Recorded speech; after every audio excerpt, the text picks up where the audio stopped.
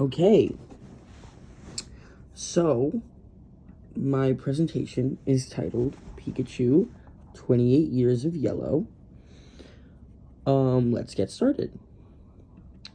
So firstly, what is Pikachu? When someone brings up Pokemon, Pikachu is probably at the top of everyone's mind. Pikachu is a yellow rabbit-like Pokemon with round red cheeks and a lightning bolt-shaped tail. In the games, it is classified as the mouse Pokemon and an electric type. The Pika in Pikachu's name comes from Pika Pika, which is Japanese onomatopoeia for sparkle. And the Chew in Pikachu's name comes from the Japanese onomatopoeia for the squeaking sounds that mice make. Now, who created Pikachu? Pikachu was created by Atsuko Nishida, a Japanese graphic artist in 1996, when Ken Sugimori, the art director of Pokemon, realized that he had too many scary Pokemon designs and wanted some cute ones to balance them out because, from a very early standpoint, they knew that they wanted Pokemon to be for kids at the end of the day. So, he ended up giving Atsuko complete creative freedom with how she designed Pikachu, and she stated, that her inspiration for Pikachu was squirrels, because at the time she was obsessed with them, and she really liked how they used their cheeks to store food, which eventually is what led to Pikachu's bright red cheeks. And Atsuko eventually ended up designing some more Pokemon in later years.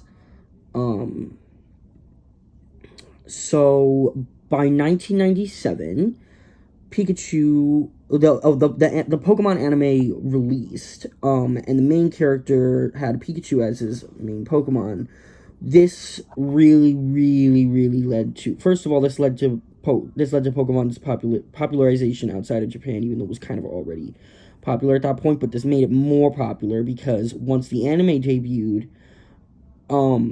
basically, like, it got to a point where even if you didn't really, like, it was starting to get to the point where, like, oh, even if you didn't really know Pokemon, like, you probably knew, like, roughly what Pikachu looked like by this point.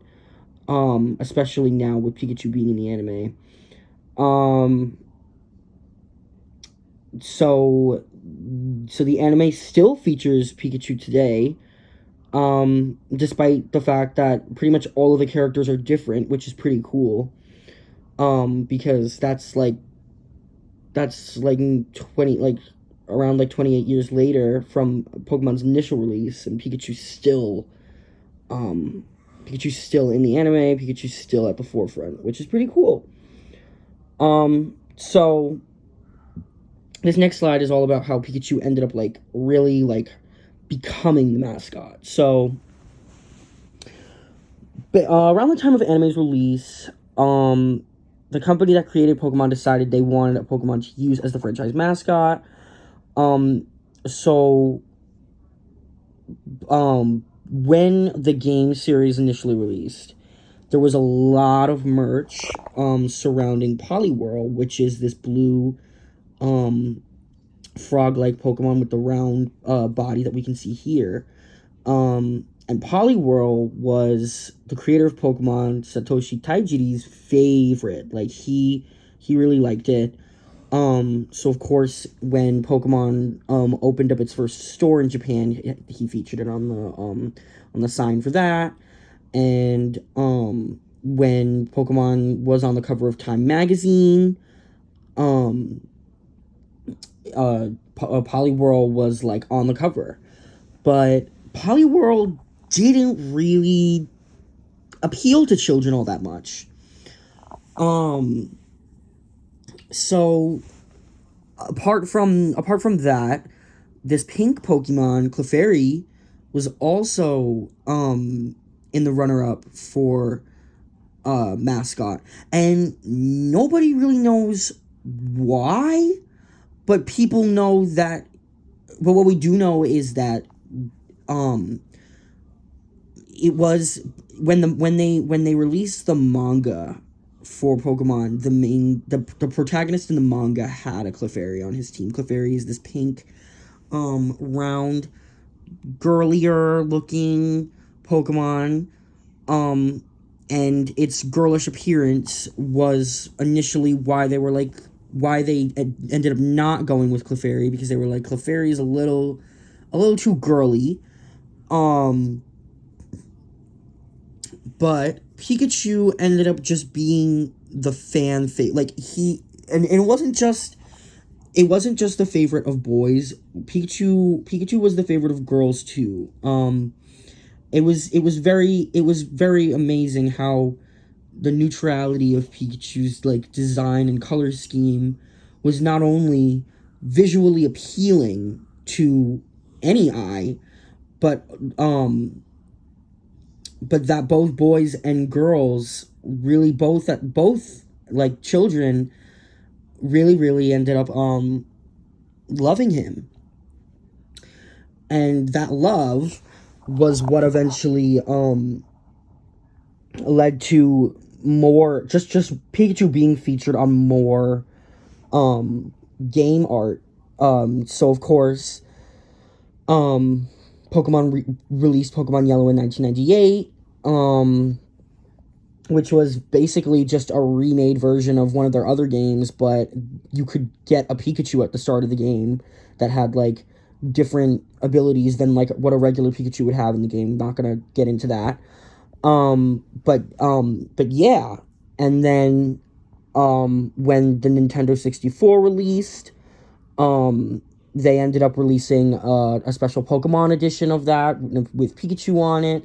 So like Pikachu is really getting into like merch by like merch at this point, apart from just games. It didn't include it on any slides, unfortunately, but in like 2001 we started getting that's when we got the Pokemon, the Pikachu like parade float for Thanksgiving. So like it was getting to be really big by this point. And then of course we got spin-off games like Detective Pikachu and Hey You Pikachu. And Pokemon has had tons of other spin-off games. Literally like you name it, like Poke Park, Pokemon Mystery Dungeon.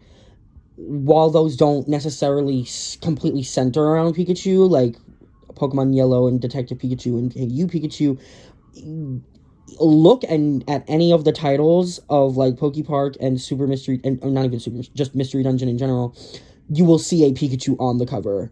So Pikachu is just everywhere. And this is going into 2018. Of course, they released Let's Go Pikachu and all of that. And for Detective Pikachu, they ended up making like a movie in maybe it was like 2019 or 2020. They released a Detective Pikachu movie. I didn't really include it though because it wasn't really made like with a style that a lot of people liked. So then Pikachu's in-game sprite timeline. Obviously, you know, we've seen him, and even if you look at like the anime, like he went from a very, very round, fat little thing to his features becoming more and more defined over the years. And of course, when they moved the games to be 3D, this wasn't just specific to Pikachu, but I felt necessary to include it. And of course, you can see here. Pikachu's like hue changed. His hue became more dull. And it's really interesting to see how the style of that in the games changed. But of course, even though he dulled in the game, he did not dull. His hue did not dull like anywhere else.